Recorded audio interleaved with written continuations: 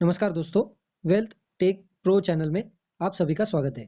अभी तक आपने मेरे चैनल को सब्सक्राइब नहीं किया है तो प्लीज़ कर लीजिए और बेल आइकन भी दबा दीजिए। तो दोस्तों, आज हम इस वीडियो में बात करने वाले हैं अगले वीक में मतलब 27 नवंबर से 1 दिसंबर तक शेयर बाज़ार में क्या-क्या इम्पोर्टेंट न्यूज़ है जो हमारे ट्रेडिंग के लिए या इन्वेस्टिंग के लिए या इंडियन शेयर मार्केट के लिए बहुत ही ज़्यादा इम्पोर्टेंट है। तो हम इस वीडियो में इसी के ऊपर पूरा डिस्कशन करेंगे। तो चलिए वीडियो की शुरुआत करते हैं। तो चलिए सबसे पहले एक फॉर्मेलिटी कर लेते हैं। तो कल मतलब मंडे को बाज़ार की छुट्टी रहेगी। तो किस वजह से? गुरु नानक जयंती की वजह से। तो ये तो कन्फर्म है कि बाज़ार 5 में से 4 दिन चलने वाला है। अगर बात करें निफ्टी 50 की तो लास्ट ट्रेडिंग सेशन में मामूली गिरावट के साथ निफ्टी क्लोज होते हुए हमें दिखा।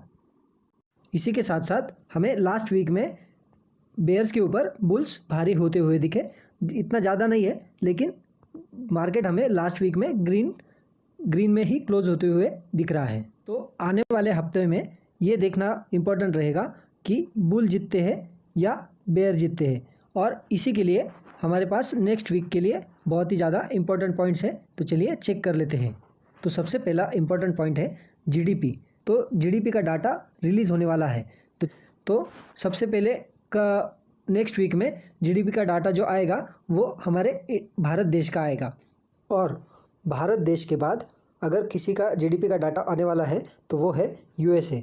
तो यूएसए का भी जीडीपी का डाटा आने वाला है। और इसी के साथ साथ अगर सबकी निगाहें अगर बनी रहती है तो वो है इंडिया के जीडीपी के डाटा देखने के लिए। और इसी के साथ साथ ग्रोथ का जो अनुमान है वो भारत के जीडीपी से ज़्यादा एक्सपेक्ट किया जाता है। तो ये देखना इम्पॉर्टेंट रहेगा कि ये आंकड़े या ये डाटा कैसा आता है। अगर यहाँ पे हम नेक्स्ट अगर बात करें तो ये आखिरी हफ्ता है इस महीने का। तो यहाँ नेक्स्ट वीक में हमें इस महीने की एक्सपायरी देखने को मिल जाती है। तो बहुत सारे मंथली जो कॉन्ट्रैक्ट है वो भी हमें एक्सपायर होते हुए दिखेंगे। और मंथली एक्सपायरी है तो इसी की वजह से हमें वॉलेटिलिटी भी देखने को मिल जाती है या मिल सकती है। वैसे अगर बात की जाए तो दोस्तों इस वीक में बहुत सारे इंपॉर्टेंट पॉइंट हमें देखने को मिल जाते हैं। तो नेक्स्ट अगर बात करें तो अडानी के रिलेटेड जो फ्राइडे को हमें जो फैसला देखने वाला था वो बहुत सारे लोग एक्सपेक्ट कर रहे थे कि इसमें कोई नया चैप्टर खुल जाए या और कुछ शुरू हो जाए। लेकिन यहाँ पे हमें थोड़ा सा ट्विस्ट देखने को मिला। जो मतलब यहाँ पे अडानी और अपोजिशंस जो लड़ रहे एक दूसरे के सामने सुप्रीम कोर्ट में, तो वहाँ पे सुप्रीम कोर्ट ने अपोजिशंस को बोल दिया कि आप यहाँ पे मीडिया रिपोर्ट्स के मतलब सपोर्ट में या मीडिया रिपोर्ट्स के ऊपर आप किसी के ऊपर एलिगेशंस नहीं लगा सकते हो। आप एक कॉन्क्रीट प्रूफ लेके आओ तो ही हम इस केस को आगे बढ़ाएंगे। अगर नेक्स्ट बात करें तो 27 तारीख को तो बाज़ार के लिए छुट्टी है, जो हमने वीडियो के स्टार्टिंग में ही कहा था। लेकिन 27 तारीख को ये अडानी और हिंडनबर्ग के रिलेटेड ये सुप्रीम कोर्ट में फैसला आ सकता है। और इसी के साथ साथ फ्राइडे के दिन की जो न्यूज़ थी सुप्रीम कोर्ट की तरफ से, वही अडानी के लिए एक पॉजिटिव न्यूज़ बन गई। हम पॉजिटिव न्यूज़ क्यों कह रहे हैं यहाँ पे? तो इसी मतलब अडानी के लिए कोई नेगेटिव न्यूज़ नहीं आना, यही पॉजिटिव न्यूज़ अडानी के लिए बन गई। लेकिन यहाँ पे अडानी स्टॉक्स में कोई हमें रिएक्शन देखने को नहीं मिला। इसलिए नहीं देखने को मिला क्योंकि ये जो न्यूज़ आई थी वो बाज़ार क्लोज हो जाने के बाद आई थी।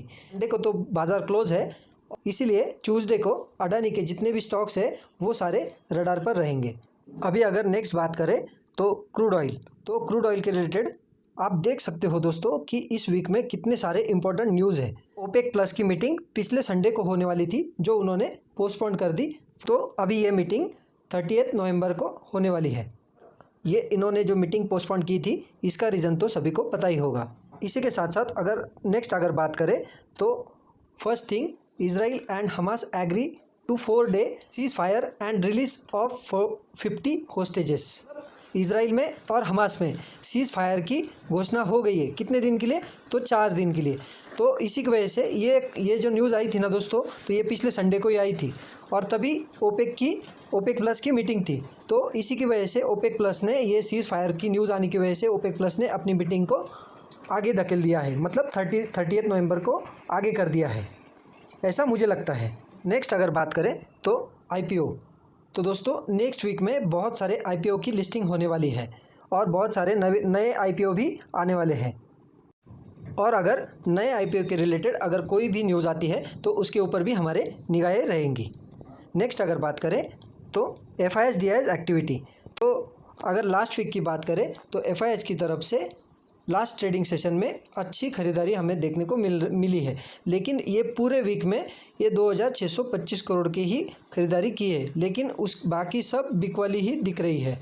लेकिन उसके अगेंस्ट हमारे जो DIs है उन्होंने लगातार बाइंग की है। यहाँ पे ये देखने वाली बात होगी कि इन्होंने जो फ्राइडे को मजबूत खरीदारी की थी वो आगे भी बरकरार रखेंगे या फिर से बिकवाली शुरू कर देंगे। नेक्स्ट अगर बात करें तो डॉलर तो हमें मजबूत होते हुए दिख रहा है, लेकिन हमारा भारत का जो रुपया है वो उसके अगेंस्ट गिरते हुए दिख रहा है। नेक्स्ट अगर बात करें तो क्रूड ऑयल तो हमें 80 प्लस के आगे इधर उधर ही घूमते हुए दिख रहा है। WTI क्रूड की बात करें तो अभी 70s में आ गया है, मतलब 75 के आसपास ही घूम रहा है। % की गिरावट हमें देखने को मिल रही है और क्रूड ऑयल में भी -1% की गिरावट हमें देखने को मिल रही है। नेक्स्ट अगर बात करें तो गोल्ड में तो गोल्ड जैसे पंखी लगे हुए हैं दोस्तों। तो गोल्ड का लास्ट वीक का डेटा अगर देखें तो 63,520 रुपीज़ पे क्लोज होते हुए दिखा है। अगर यहाँ पे हम ऑप्शन चेन की बात करें तो यहाँ ऑप्शन चेन में हमें थोड़ा सा मार्केट बुल की तरफ झुकने को झुकते हुए दिख रहा है।